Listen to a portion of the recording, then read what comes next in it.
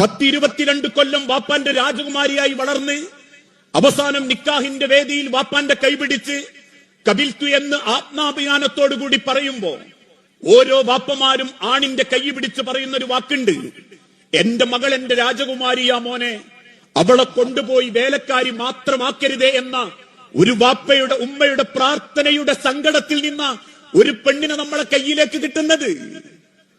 അതുകൊണ്ട് തന്നെ എന്നെ പോലെ അവൾക്ക് ആഗ്രഹങ്ങളുണ്ട്, സ്വപ്നങ്ങളുണ്ട്, അവളും ജീവിതത്തെപ്പറ്റി വലിയ സങ്കല്പങ്ങളുണ്ട്. ഞാൻ കൂട്ടിക്കൊണ്ടുവന്ന പെണ്ണ് എന്റെ അകത്ത് ചാരത്ത് കിടന്നുറങ്ങുമ്പം നെഞ്ചുപൊട്ടി കണ്ണു നിറഞ്ഞ കിടങ്ങുന്നതെങ്കിൽ ഞാൻ എത്ര ഭംഗിയിൽ ജീവിച്ചാലും എനിക്കെത്ര സൗന്ദര്യമുണ്ടെങ്കിലും ഈ ലോകത്താരും മോഹിക്കുന്ന ഒരാണായി ഞാൻ മാറിയിട്ടുണ്ടെങ്കിലും അള്ളാഹുവിന്റെ തിരുദൂതൻ ഓർമ്മപ്പെടുത്തി, ആണുങ്ങളിൽ ഏറ്റവും നല്ലവൻ വീട്ടിലുള്ള പെണ്ണിനോട് ഏറ്റവും മര്യാദക്ക് പെരുമാറുന്നവനാ.